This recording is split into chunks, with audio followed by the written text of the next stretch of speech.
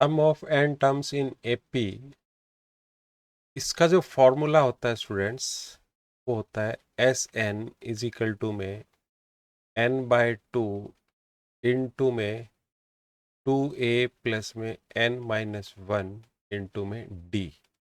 आज हम इस फॉर्मूले के ऊपर बात करेंगे कि ये फॉर्मूला बना कैसे और इसका मतलब क्या होता है। Sum of n term in AP का मीनिंग ये हुआ स्टूडेंट्स, मान लीजिए कि आपके पास n फर्स्ट 5 नेचुरल नंबर हैं, जैसे 1, 2, 3, 4 एंड 5। अब ये भी तो हमारी एक सीक्वेंस है।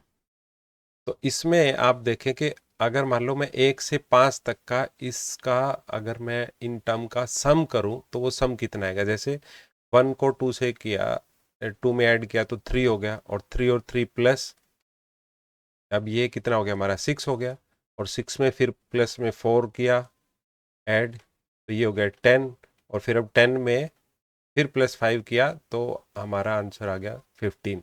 यानी कि अगर कितनी भी हमारी एक एपी हमें गिवन है और उसकी सारी टर्म का हमें सम करना है, ठीक है ना, तो उसका ये फॉर्मूला होता है स्टूडेंट्स। तो हम ये फॉर्मूला बनाएंगे, ठीक है।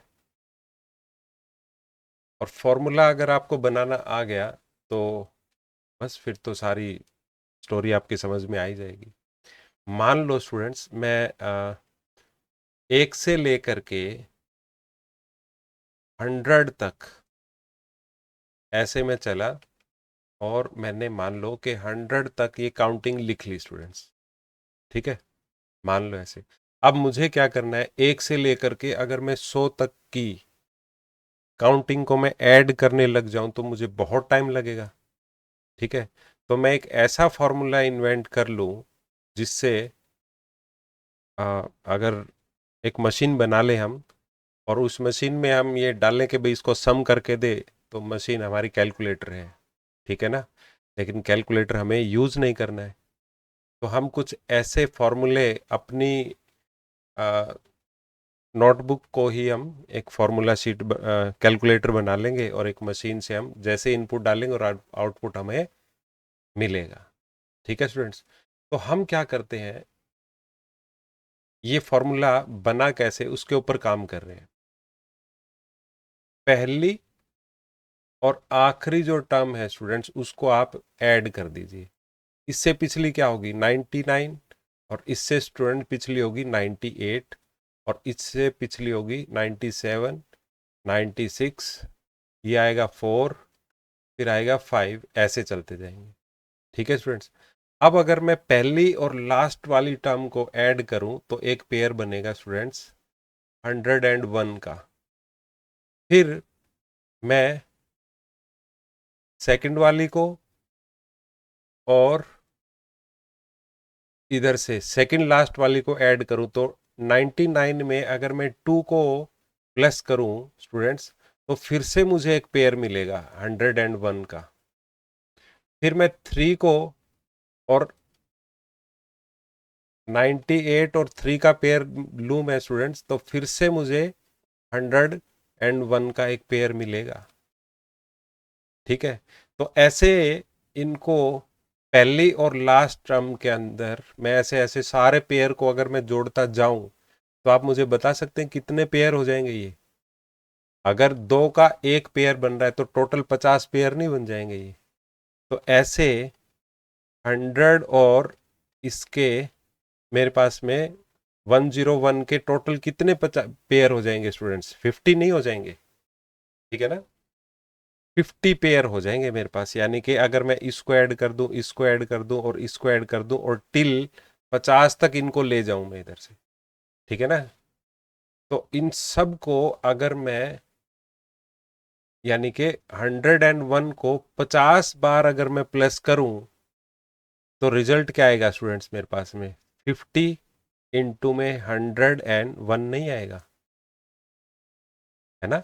क्योंकि मैंने 101 को 50 टाइम्स प्लस किया है, ठीक है ना। तो अगर मान लो जैसे आप 101, 101, 101, 101, तो आप क्या लिखोगे यहाँ पे, 4 टाइम्स 101 ना। तो अब जब मैंने इनके 50 पेयर को ऐड किया तो ये 101 ऐसे आ गई, ठीक है ना। अब देखो, मैं मुझे यहाँ पे लिखने का एक तरीका मुझे यहाँ बनाना पड़ेगा। अब मैं 50 को क्या ऐसे लिख सकता हूँ स्टूडेंट्स, 100/2, ये 50 ही तो हुआ, बस लिखने का एक तरीका है स्टूडेंट्स, ठीक है ना। और 101 को मैं क्या लिख सकता हूँ, तो देखो स्टूडेंट्स, जो 101 है, क्या मैं उसको ऐसे लिख सकता हूँ, 1 + 100। अब आप देखो, ये कुछ कुछ इसी फॉर्म में आ गई है, n/2, 1 + 100, ठीक है। अब देखो आप, 100/2, 1 जो है हमारा, यहाँ पे देखो किसका काम कर रहा है स्टूडेंट्स, फर्स्ट टर्म का, ए का, ठीक है। और 100 जो है स्टूडेंट्स, ये हमारी लास्ट टर्म है, एल, ठीक है ना। तो अगर मान लो कि एल का मतलब लास्ट टर्म, अगर ये हमारी एक सीक्वेंस अगर शुरू हुई थी, तो इसको अगर मैं 100 लिखूं स्टूडेंट्स, तो इसको आप क्या लिखते, 100 को आप लिखते 1 + 99 इंटू में 1, क्योंकि कॉमन डिफरेंस 1 है। और पहली टर्म है हमारी, ये हो गया हमारा ए, और ये हो गई स्टूडेंट्स n-1, 100-1, और ये हमारा 1d, ठीक है ना। तो इसी चीज को हम इसी फॉर्म में भी तो लिख सकते हैं, 1 + 100 को हम इस फॉर्म में लिख सकते हैं स्टूडेंट्स। ए तो हमारा जो 1 है, इसको हम लिख सकते हैं ए की फॉर्म में, 1 ए है, 1 हमारा ए है, और 100 जो है वो हमारी लास्ट टर्म है स्टूडेंट, ठीक है ना। अब n हमारा नंबर था, बाय में 2 आ गया, और ये हो गया स्टूडेंट्स a+l, ठीक है। अब इसी फॉर्मूले को हम लिख सकते हैं n/2 a, और l जो थी स्टूडेंट्स हमारी, l होती है, यानी कि जो लास्ट टर्म है वो होती है स्टूडेंट्स a+n-1 इंटू में d।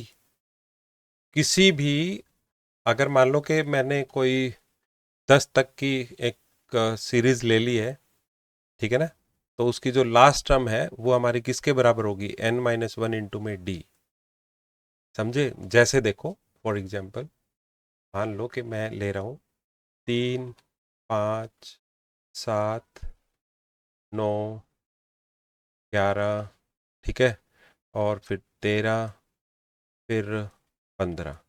तो ये हुई स्टूडेंट्स पहली, दूसरी, तीसरी, चौथी, पांचवी, छठी और सातवीं। अब मैं निकाल रहा हूँ T7 लास्ट टर्म, ठीक है, L का जो फॉर्मूला है। तो T7 को हम कैसे निकालेंगे स्टूडेंट्स, यानी कि a+n-1 इंटू में d फॉर्मूला अप्लाई करेंगे। तो T7 के लिए a है हमारा 3, और 7-1, और d कितना है हमारा, d इसमें है 5-3 यानी कि 2, ठीक है स्टूडेंट्स। तो अब यह है हमारे पास 3 प्लस में 6 इंटू में 2, तो देखो कितना है स्टूडेंट्स, 6 6 2 12, और प्लस में 3, तो 15 आया ना।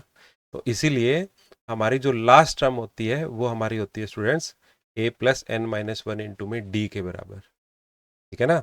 आई होप आप लोगों को समझ में आया होगा। अब मैं यहाँ पे l की वैल्यू रख देता हूँ स्टूडेंट्स, और l की वैल्यू होती है हमारी a+n-1 इंटू में d, ठीक है। और ये किसके बराबर होगी,